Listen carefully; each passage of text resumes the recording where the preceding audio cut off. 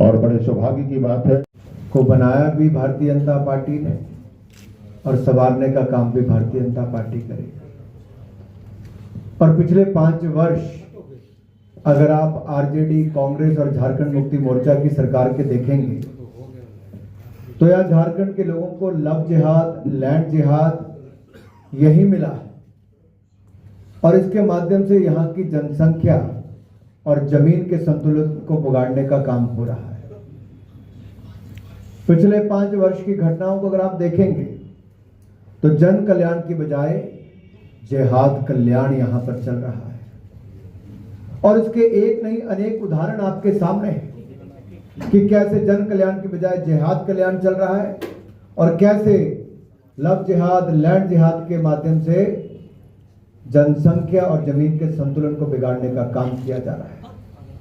आदिवासी बहनों को बहला फुसलाकर उनके अधिकार मारे जा रहे हैं और जो आज से 5 साल पहले बड़े बड़े वायदे किए गए थे वो सब वायदे औंधे मुंह गिरे हैं। झारखंड की जनता अपने आप को ठगा हुआ महसूस करती है और एक नहीं अनेक फ्रंट पर आरजेडी, कांग्रेस और जेएमएम ने झारखंड की जनता को ठगा है। सरकार ने माना है कि 5 साल में, आपको मैं दिखा देता हूं ऐसे थोड़ा, 5 साल में मात्र 11,422 लोगों को नौकरियां मिल पाई, मात्र 11,422 और बेरोजगारी भत्ता भी नहीं दिया, ये भी माना है सरकार ने। ये जो लिखा है रिक्त पदों पर कितनी नियुक्तियों की, साफ साफ इसमें कहा गया। फिर आगे और पूछा हमने ये भी पूछा कि आपने कहा था वृद्ध और विधवाओं को आप 2,500 रुपया देंगे और वंचित शोषित महिला को भी 2,500 रुपया देंगे। अस्वीकार्य कह दिया है आपकी सरकार ने। ये देखिए इसके ऊपर पूरा आरटीआई में कहा गया है, साफ माना है सरकार ने। फिर कहा था आंगनवाड़ी वर्कर्स को, सेविकाओं को, सहायिका, रसोईया, अनुबंध कर्मियों को स्थायी नौकरी देंगे, वो भी अस्वीकार कर दिया है आपकी सरकार ने, साफ माना है। फिर उसके बाद कहा गया तो 50% आरक्षण देंगे आप महिलाओं को सरकारी नौकरी में, 5% भी नहीं मिल पाया है। और मैं नहीं कह रहा, इनकी सरकार ने लिख के दिया है। और कब लिखा है? 31/7/2024 को, बहुत पुरानी बात नहीं है। और एक के बाद एक सभी तरफ आपने लोगों को ठगा हुआ महसूस किया। जब मैं कहता हूं जल जंगल जमीन को लूटा है, जनसंख्या को बदलने का काम किया, जमीन को हथियाने का काम किया, तो मैं ही नहीं कह रहा, ये आपकी झारखंड पुलिस की स्पेशल ब्रांच की रिपोर्ट है।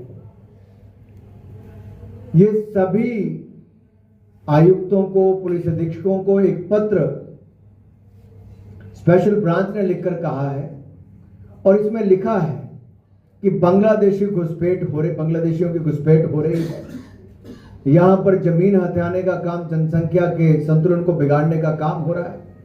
सबको सजग रहने के लिए कहा गया है और ये हेमंत सोरेन की नाक के तले हो रहा था। क्या हेमंत सोरेन जी राहुल गांधी जी के निर्देशों पर काम कर रहे थे कि बांग्लादेशी घुसपैठियों को संरक्षण दिया जाए? यहां की आदिवासी, इसमें घोर भ्रष्टाचार हुआ।